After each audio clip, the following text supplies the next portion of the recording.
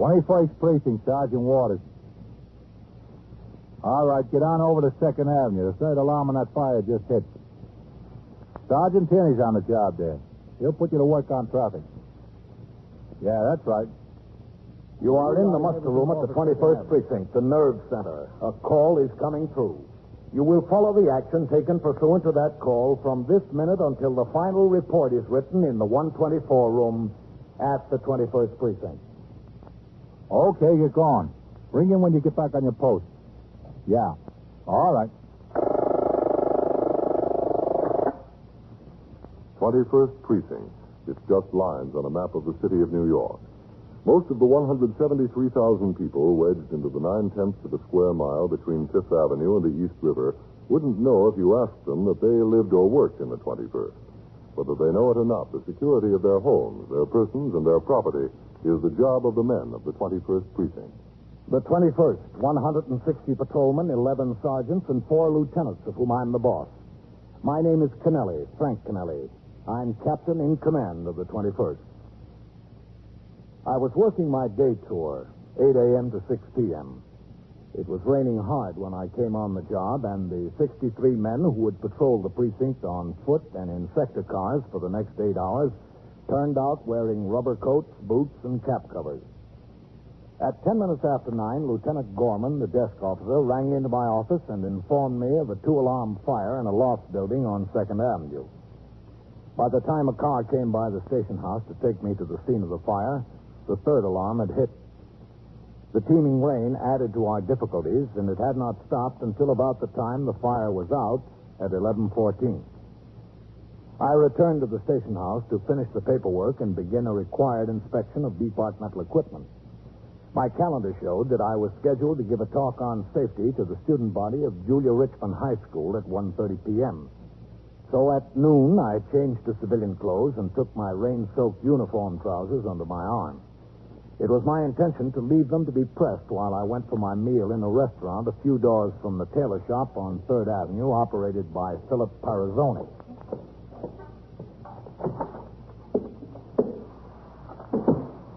Hello, Miss Parazzoni. How are you? I'm fine. I'm Captain Kennelly. Bill, Well, you don't have to bother him. Bill, come here.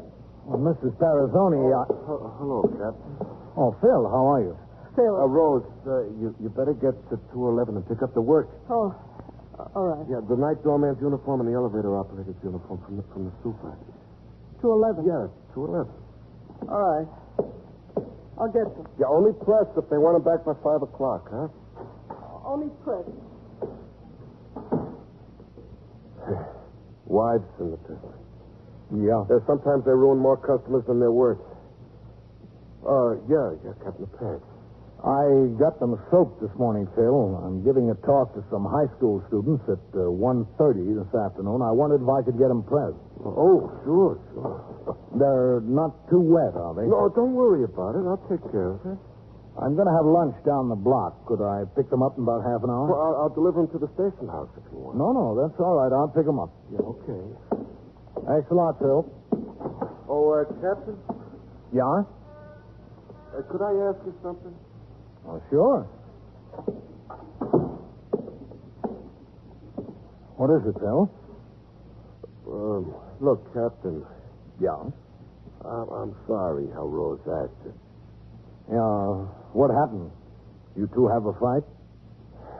Yeah, I guess you could call it a fight. Anyway, I'm sorry. Well, don't worry about it. Well, I am worried about it. You shouldn't treat people like that, customers, especially you. Oh, it happens in the best of families. Yeah, in the best of families. I left Phil Parazzoni's tailor shop and went a few doors down the street to a restaurant where I had my meal. When I returned for the uniform trousers a half hour later, Mrs. Parazzoni was not in the shop. At 1:30 p.m., I was introduced to the student body at Julia Richmond High School, and I talked for 20 minutes on the subject of safety, especially safe driving. It was 2:10 p.m. when I returned to the station house, where in the muster room, Lieutenant Gorman was desk officer, And Sergeant Waters was on telephone switchboard duty. Captain. Go ahead and take the call, Sergeant. Yes, sir. I'll sign the blotter. 21st Precinct, Sergeant Waters. Where were you born? The borough of Manhattan? Well, you go down to the Department of Health, 125 Wake Street. You can get a copy of your birth certificate there. 125 Wake Street. Well, where are you? On the east side? You take the Lexington Avenue Express downtown and change at 14th Street for the local. Right to Wake Street, and it's just upstairs there. Okay. You're welcome. Yes, Sergeant. Did you have something for me? Oh, yeah, Captain. What? You know that Phil Parazzoni from the tailor shop? Oh, what about him? Came in to see him. Yeah? He and his wife. I asked him to wait in your office. Are they in there now? Yes, sir. All right. 21st Precinct, Sergeant Waters. All right, where do you be? Hello, Phil. Oh, Captain. Hello. You know my wife, Rose? Yeah, sure. Hello, Miss Parazzoni. Hello. Well, what can I do for you, Phil? Well, He told me it wasn't the right thing to do. He told me in so many words I wouldn't listen. now, Rose. That's Rose. what he told me. It wasn't the right thing to do. What wasn't the right thing to do? It was all my fault. He didn't have anything to do with it. Rose, let me talk to him. Would you wait outside, please? It's my fault. Would you just stand outside and I'll get it straightened out? Is that all right with you, Captain? Yeah, I guess so. Yeah, go ahead, Rose. Let me get it straightened out, huh? Yeah, all right. But it's my fault. Everything. Yeah, could I close the door, Captain? That's all right. I'll get it. Is it all right to wait here? Yeah, sure. That's all right. Well, what's the trouble, Phil? Captain, when you came in the store to get your pants pressed, Yeah? well, that's why she acted so funny, because it was you. You see, she thought you came to arrest her. That's why she acted that way. Arrest her for what? Oh, it's a long story. It's a very long story. What did she do? Look, Captain, when somebody has worked so hard for so many years, worked, really struggled, can you blame them too much if they see an opportunity to make some money just like that, a big opportunity to make it? Well, I can't blame them if it's legitimate. Well, in this case, it's legitimate and it isn't. Well, it can't be both. Well, I mean, the money don't really belong to anybody. You better start at the beginning, Phil. Yeah, well, it was yesterday morning. We were in the shop. Uh-huh. But Rose was at the counter, like when you came in today, and I was in the back at the pressing machine. Yeah? Well, the door opened and a customer came in, a woman, a very pretty young woman. Yeah. Well, she came in mad as a wet hen. Well, I heard her talking to Rose, and I came up to see what the matter was. But she had on a nice wool suit, see? The front of the skirt was dirty and smudged, and I didn't blame her for being mad. Anyway, she said she was on the bus. She said two men got on, and the man who was sitting next to her saw the two men. Well, she thinks they were detectives, and they were after the man that was sitting next to her. Uh-huh. Well, anyway, he jumped out of the seat and crawled all over her and ruined her suit with his shoe, and he went out the back door of the bus, and the two men ran out after him. Uh-huh. Well, anyway, after a minute, she looked down on the seat, and there was a package, you see? A pretty big package. Must have belonged to the man that the policemen were chasing. She picked it up. And did the woman have the package when she came into the store? Oh, yeah, she had it, all right. Oh, I see. It was right down on the counter there all the time. Anyway, I said I tried to fix up her skirt as best I could, and she went in the dressing room. Yeah. Well, I was in the back there working on the skirt, and then the lady asked Rose to bring the package into the dressing room. She'd like to take a look at it while she was waiting. So Rose brought the package in, and Rose said, you know how curiosity can get the best of ladies. Oh, sure. Well, they sat there looking at it, and Rose was hoping that she would open it up, and finally the lady decided to open it up. Well, what was in it? Well, I didn't know. I didn't find out until last night. Oh, didn't you? Well, she didn't say anything to me about it while we were in the store. I was busy back there. I didn't know what was going on in the dressing room. I see. Your wife only told you what was in it. Yeah, I never saw anything in there. Well, what was in the package? Money. Lots of money, Captain. How much? Well, I don't know exactly. Rose said at least $3,000, they think. Well, aren't they sure? Well, Rose told me they didn't count it. They were so scared they didn't count it. Oh, I see. Oh, the money wasn't all that was in there. What else? Number slips. You know, slips from playing policy? Oh? Yeah, well, they figured out, Rose and the lady, that This fella on the bus was a racketeer, you see, and he was being chased by the cops. Yeah. Oh, you going to ask Rose in? Well, I think we ought to have this story from her, don't you? Yeah, I think we ought to. Miss Parazzoni, Yes? would you come in now? All right, sure. Just have a seat. Yeah. You tell him, sir? Well, not everything yet. Sit down, Miss Parazzoni. Thanks. I only got up to the part after you opened the package in the dressing room. Oh. Yes, I'd rather hear the story from you, Miss Parazzoni, instead of what you told your husband. Yeah, sure. Now, how much money was in there? Well, we didn't count it. We saw all that money in the policy slips. We got scared. You and the lady. Yeah. We wrapped the package back up again. What was it, a stack of money? Yeah, a stack about this thick, about 2 or 3 inches thick, lots of money. And was the pile of money tied up? Oh, yeah, with a rubber band, a couple of rubber bands. And what was on top? $20 bill. Mm-hmm. Did you see the bottom? Yeah, it was a 10, I think. There's a $10 bill on the bottom. You never did take the rubber bands off. I didn't even touch it. She was holding it. And you decided to wrap it up quickly. And she decided it. She said the best thing to do would be to call the police. That'd be the best thing. Well, why didn't you call the police? Well, I came back with the skirt. You better let her tell it, Phil. Oh, yeah, okay, all right. Well, Phil came back to the dressing room with the skirt, and she had the package all tied up again.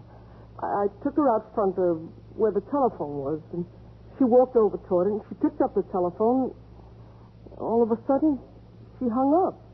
Where was Phil? I wasn't back there. I was working on some work at the pressing machine. I don't know. I didn't see any of it. No, that's right. He didn't see any of it. Did she tell you her name? Not then. Well, did you ever find it out? Well, later she said it'd be best if I didn't know her full name. She said her first name was Marion. Uh-huh. Did she tell you why she didn't call the police? Yeah. She told me that she was afraid to call the police. She said that she was afraid that they'd find out that she had 22 parking tickets on her car. Never went to court about any of them. She was afraid she'd be arrested and fined a lot of money and things like that. She said maybe it'd be better if she left the package in the store and if I'd call the police. Did you agree to that? Well, I didn't care, but then she said there wasn't any reason why we couldn't keep the money to ourselves. Better that we should have it than the criminal. I see. The only thing was, she was afraid that the man from the bus might have gotten away from the cops and might have remembered her. So what did you do? Well, it was decided that we could leave it in one of those lockers in Grand Central Station. You know, one of the lockers right in the waiting room there. Your little locker with a key that you take out and put in a dime. Yeah, I know. Well, because she was scared, I took the package. Went out of the store and she followed me. I went over and took the subway and rode down to Grand Central. I put the package in the locker and she said I could keep the key because I didn't know her full name or where to get in touch with her, but she sure knew me and she was sure I was honest. Is the package still in the locker? Yes, still in the locker. And you've got the key? Yeah, I got the key. I got it right here. See? How much cash did she ask you to put up? So did you tell him she asked me to put up cash? No, I didn't tell them. No. How did you know she asked me to put up cash? I knew. How much was it? $750. Have you given it to her yet? No, I'm supposed to meet her this afternoon. You're lucky, Mr. Parazzoni. What do you mean lucky? I'm worried to death. Scared to death. You're lucky. You not only didn't find $3,000 of someone else's money, you didn't lose $750 of your own. You are listening to 21st Precinct, a factual account of the way police work in the world's largest city. Now back to 21st Precinct and Captain Kennelly. I took Mr. and Mrs. Parazzoni upstairs to the 21st Detective Squad and into the office of Lieutenant Matt King, the squad commander. Shim-shamming, bunco, and pigeon-dropping, as the small con games are called, are old stories and easily recognizable to police officers. But to the victim, they're most convincing.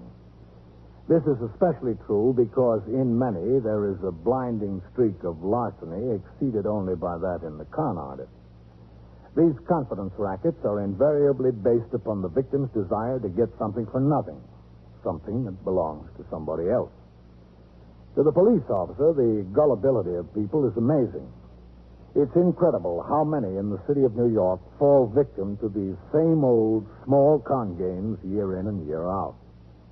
In this case, Lieutenant King and Detective Louis DeLuca questioned the intended victim very closely as I listened. Why should she give you the key? If she were on the level, why wouldn't she suspect you'd go to the locker and get the package for yourself? Well, she told me that she trusted me because she knew where to get in touch with me. We were in business. She walked in off the street with a smudge on her suit, and that's sufficient reason for her to trust you with $3,000? Well, she told my wife she had to trust somebody. Yeah, that's right. She couldn't go to the police on account of the 22 parking ticket. You've known these people a long time, haven't you, Captain? Yes, ever since I've been in the precinct. Many years. As far as I know, they're good, honest, hard-working people. It was all my fault. After I told Phil, he said, why didn't I go to the police? I should have gone to the police. That's what he said. Rose, please, huh? If I meant for you to go to the police, I would have insisted. Now, let's pick this up for a minute where we left off. Yeah, all right. Yesterday, you and this Marion took the package down to Grand Central, and you got one of those dime lockers. Yes, that's right. Then what did you do? We went to a coffee bar, I guess you call it, in Grand Central. We stood there and we had a cup of coffee, and she said, well, I guess nobody followed us. I guess the detectives arrested the man. I said, yes, I guess they did. So she thanked me a lot for helping her, and she started to say how much I should get for helping her. She mentioned something like 25% of what was in the package. Well, I would have been satisfied with 25%, but anyway, we settled on the fact that I should get a third. We were supposed to meet at Grand Central right at this coffee bar exactly at noon today. We'd take the package someplace and open up and then split the money. How did she happen to give you the key? Well, it was her own idea. It was very nice of her, wasn't it? I thought it was. Then you parted company. Yes.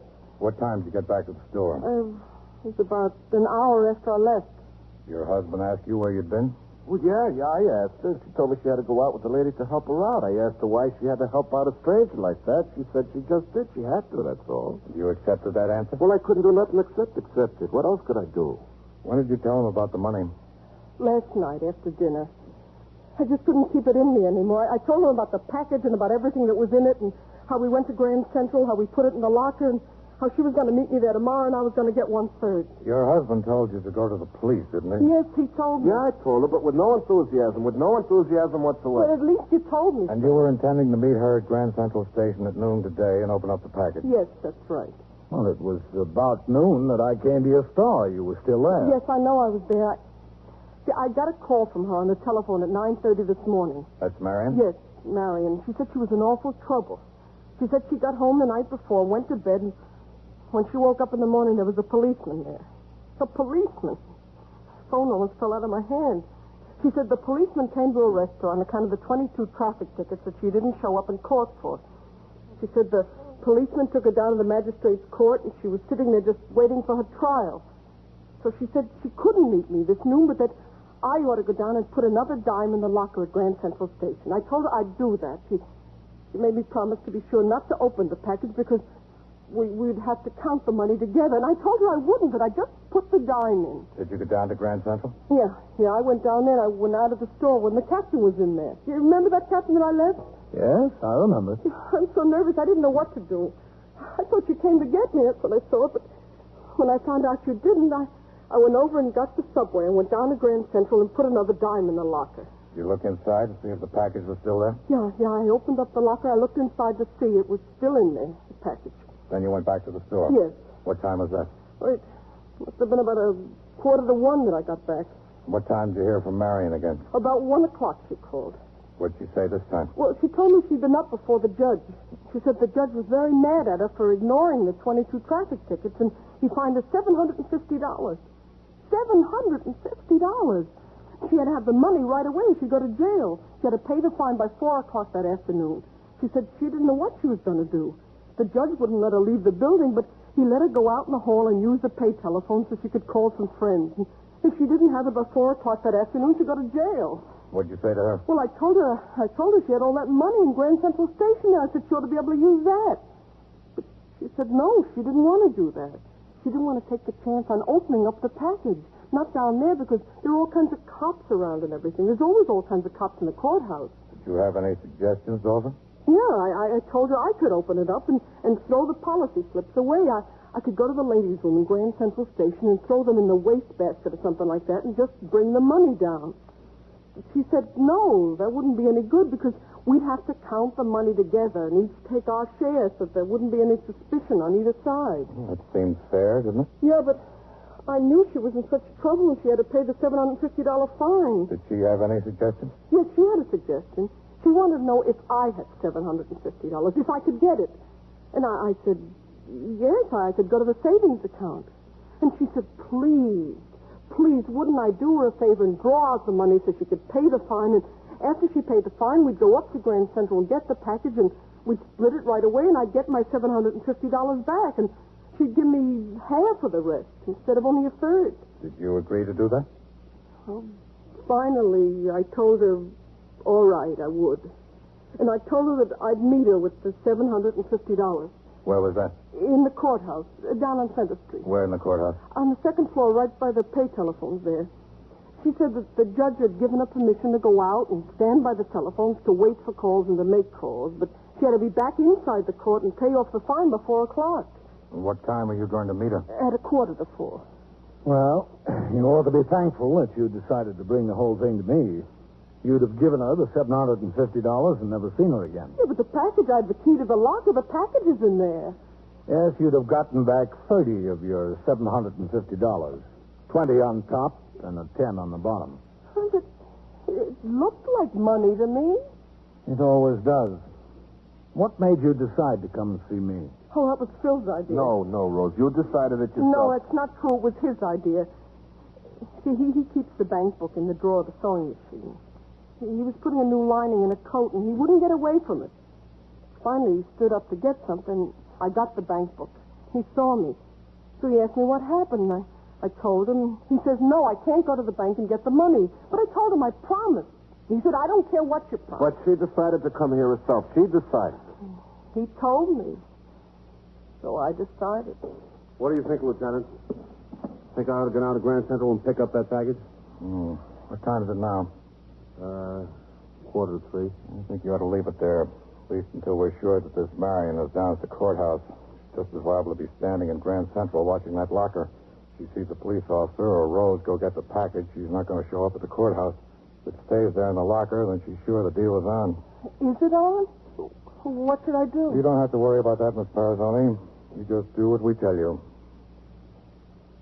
It was decided that Mrs. Parazoni would go ahead and complete the transaction with the con artist she knew only as Marion. A dummy package of money prepared in exactly the same manner as the package left in the locker in Grand Central was gotten ready. There was a $20 bill on top and a 10 on the bottom. In between was plain paper cut to size. The serial numbers of the two real bills were recorded for evidence.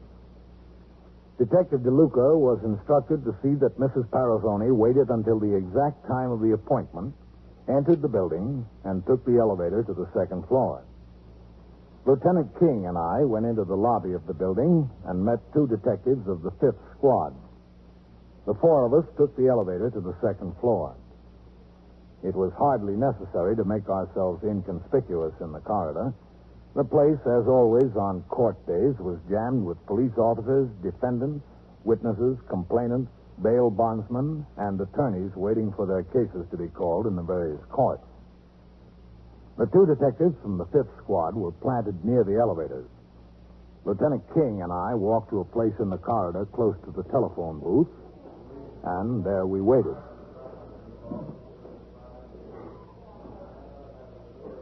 Captain, it's the first time I've heard of the criminal court building being part of a con game. It's impressive, Matt. You got to give her credit for that. That's impressive, all right. There's a woman waiting. Think that's her? Huh? She's pretty close to the description. Wait a minute. There's another one down there.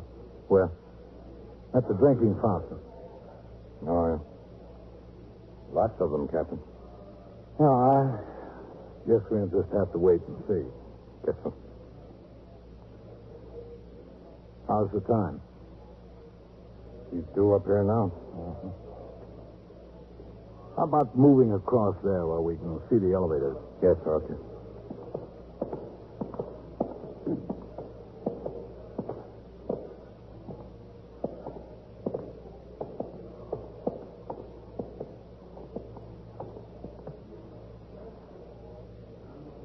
There's a babe there. The blue dress. Yeah? That could be her, too. Now, we'll see. Look, we better not both watch the elevators, man. No. I'll look this way. You just let me know what's going on, okay? Okay.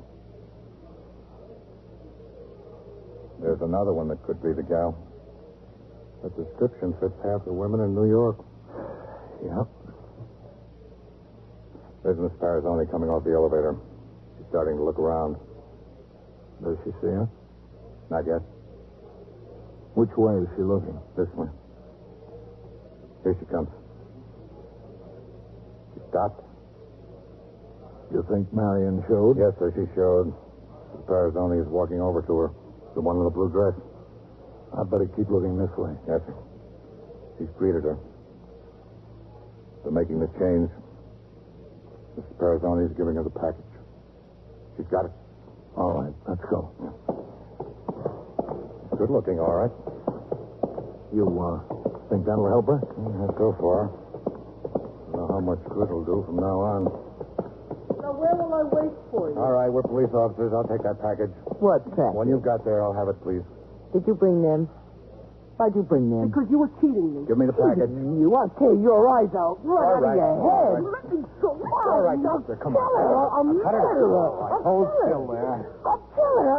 You stand over there, Miss Parazoni. I'll kill her. I don't think so.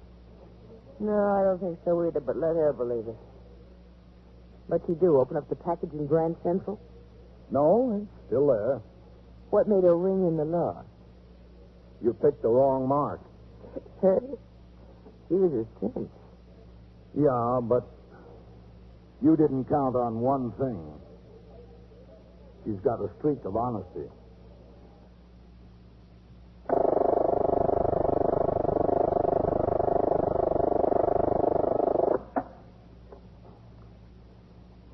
"21st Precinct, Sergeant Waters."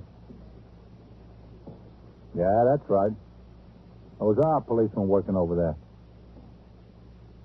What do you want to know for? Well, how does what they're doing concern you? Yeah. Yeah. Well, you'll just have to bear with us a while, mister. Getting her out is more important than your losing a little sleep. All right. Yeah, we'll be through there right away. As soon as possible. Yes, sir. Yes, sir. You're welcome.